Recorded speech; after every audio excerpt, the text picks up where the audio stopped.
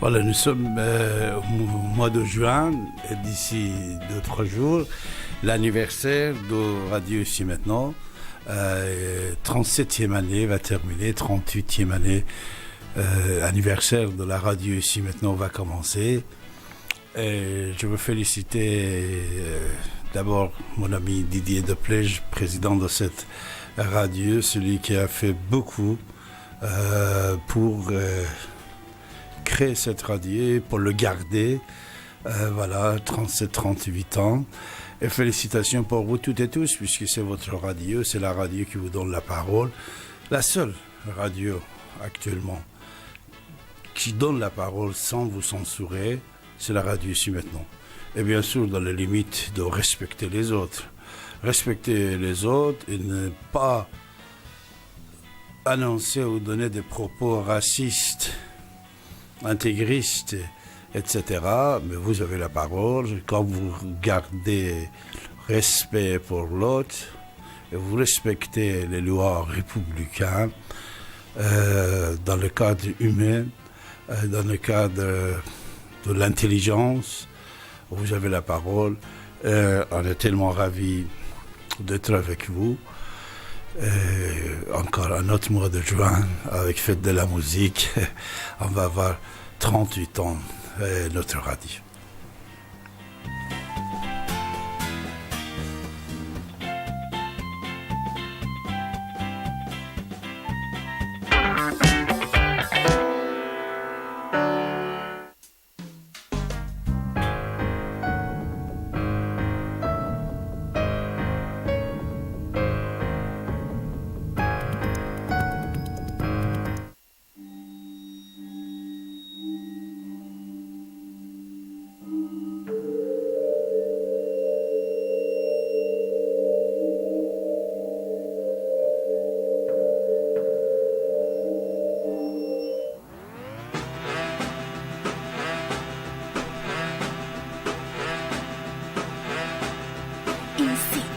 Maintenant, non, non, non, ici, et maintenant, non, non, ici, et maintenant, non, non.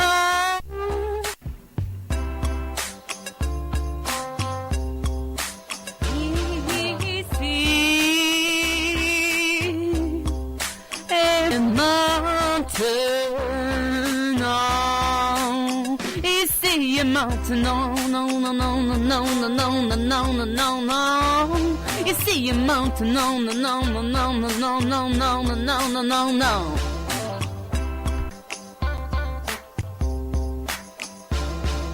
J'arrête quand je veux, 95.2 ici et maintenant. Vous écoutez Radio Ici et maintenant. Maintenant, ici et maintenant, 95.2 FM.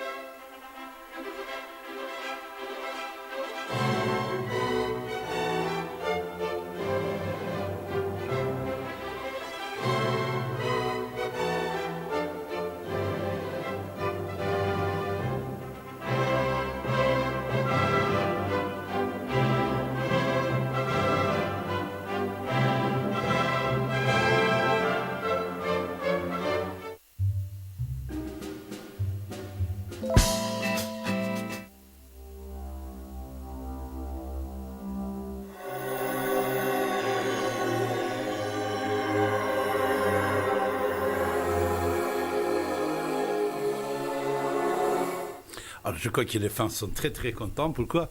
Puisque vous avez 223 femmes dans le Parlement français. C'est très unique pour la première fois, 223 femmes. Et moi, je pense, David Abbassi, c'est mon idée, moi je pense, si tout va bien, mercredi prochain, la surprise, président du Parlement, ça sera une femme. Mais qu'est-ce qui empêche qu'une femme soit président du Parlement français? Ça, c'est la jalousie. Puisque je pense Emmanuel Macron, président de la République, lui, il veut bien qu'une femme soit présidente du Parlement. Mais après, il y a d'autres femmes sur la scène politique française, que vous savez c'est qui. Et cette femme, je crois qu'il ne voulait pas qu'une femme, deuxième femme, soit deuxième femme de la France, voilà. De toute façon, respect pour les femmes, c'est quelque chose. Et profondément avoir l'idée de l'égalité de femmes et hommes, c'est autre chose. Mais bien sûr, dans le domaine politique international, puisqu'on a parlé des changements, de la révolution et tout ça, il faut voir jusqu'où cette idée pour prendre place. Jusqu'à maintenant, tout va bien. C'est-à-dire, Macron veut une femme présidente du Parlement, mais on ne sait pas ce qui va passer. Vous, qu'est-ce que vous en pensez? Sur 95 FM, depuis toujours, vous avez la parole. En composant le 08 92 23 95 20. David Abbassi est avec vous comme tous les lundis de 23h et dernier samedi de chaque mois.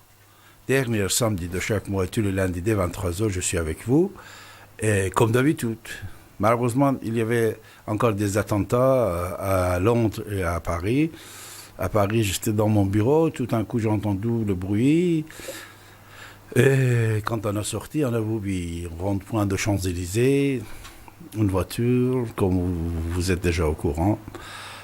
Il a essayé de pénétrer le convoi des gendarmes, mais heureusement, aucune victime de gendarmes, ni de peuple, ni de touristes.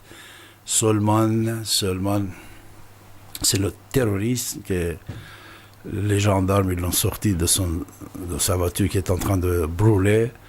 Et après, on a dit qu'il était mort. C'était dans le fichier S. Avait des relations avec les terroristes Daesh. À notre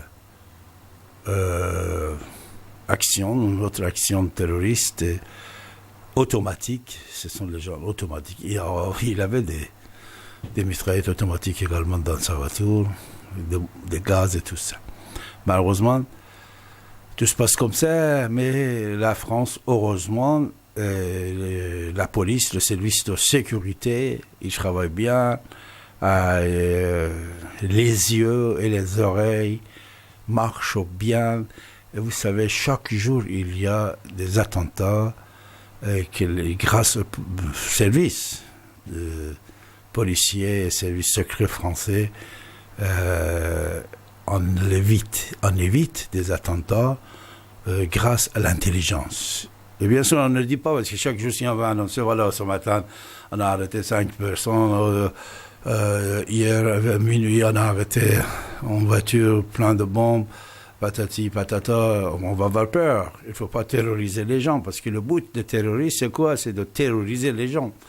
Quand ils font une attaque, ils tuent quelques personnes, une voiture qui va exploser, c'est pour terroriser les gens.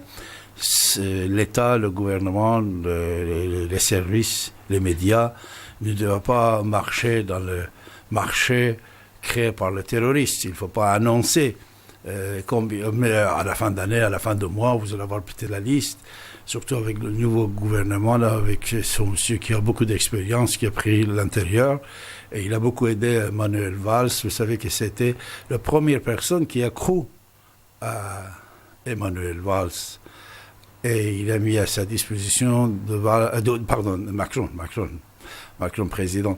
Toujours je mélange Valls et Macron, puisque Emmanuel, vous voyez, surtout que il avait des problèmes. Je ne sais pas où est-ce qu'on est actuellement à cette heure-ci, parce que Mme Farida, elle était en train de compter les voix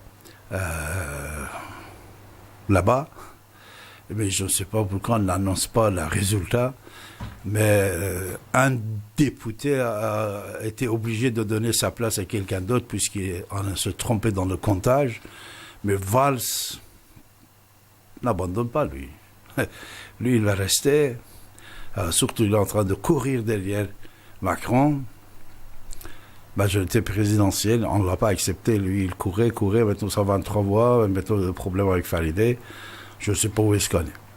Alors, que pensez-vous de tout ça? Vous pouvez vous exprimer, mes chers amis. Votre Parlement, la jeunesse est entrée dedans. La jeunesse de 23 ans jusqu'à 79 ans. De 23 ans jusqu'à 80. Seulement, il y avait presque la majorité des candidats de Macron. Ils ont mis seulement la photo de Macron sur l'affiche et l'individu l'a gagné. Même on ne pouvait pas prononcer encore son nom. La plupart parmi ces candidats, c'était comme ça. C'était gagné. C'est une gagne de l'intelligence, de l'organisation. Il était bien organisé, Macron, depuis. Et l'intelligence qui fonctionnait dedans, qu'on est pour ou contre, cette intelligence, tout le monde est en train de l'admirer, de droite à gauche. Il a créé son mouvement, il a fait porte-à-porte, plusieurs centaines de milliers d'adhérents tout d'un coup. Après, tout de suite, dès le premier jour, il a pensé présidentiel et tout de suite, après, il a pensé à quoi? 577 députés. Parmi les gens, quand on était en train de devenir membre de Mouvement En Marche, première proposition, c'était ça: si vous voulez être candidat pour les élections présidentielles, remplissez cette formulaire. Remplissez cette formulaire, mais c'est ça que Valls, il n'a pas rempli cette formulaire. Il n'était pas dans la liste. Et après, autre chose que peut-être vous ne savez pas, je vais vous dire tout à l'heure, c'est très important, parce qu'on dit, est-ce qu'ils vont respecter le mouvement de Macron? Est-ce que ces gens-là qui viennent d'arriver, que la plupart parmi ces gens-là ne connaissent rien de tout, ils vont soumettre aux ordres que Macron va donner et toutes les lois que lui, il va présenter? Moi, je vous dis tout de suite, oui. S'il y aurait des révoltes et des contestations et des dissidents, ça serait parmi des dinosaures. Parmi les dinosaures qu'il était obligé de les accepter en partie. Il y a environ une quarantaine de M. Bayrou et d'autres individus qui les a pris parmi ces candidats. Mais la jeunesse, les gens qui sont membres de son mouvement, je vous dis tout de suite, voilà, tout de suite, ils ont signé un accord, un pacte a été signé avant d'accepter leur candidature. Avant de commencer la campagne pour les élections législatives, tous les candidats du mouvement de président Macron, ils ont signé un accord comme quoi ils vont rester dans l'équipe solidaire à président Macron à toutes les propositions de loi qu'il va faire. C'est-à-dire, s'il aura quelques poignées de main, personnes poignées de main qui vont dire non, je ne sais pas après combien de temps, oui ou non, mais soyez sûr et certain que la majorité des candidats de Macron placés dans le Parlement français vont être fidèles et solidaires à Emmanuel Macron, et il va passer tout ce qu'il veut. Alors, soyez positifs. Depuis toujours, on a dit que celui qui va gagner, celui qui va prendre le Parlement, c'est déjà fait, les jeux sont déjà faits. Maintenant, on va voir ce qui va passer avec le deuxième gouvernement de Édouard Philippe, et surtout que Richard, ça y est, il est parti. pour devenir chef de groupe au Parlement. Mes chers amis, en composant le 08 92 23 95 20, on va être ravis de vous entendre.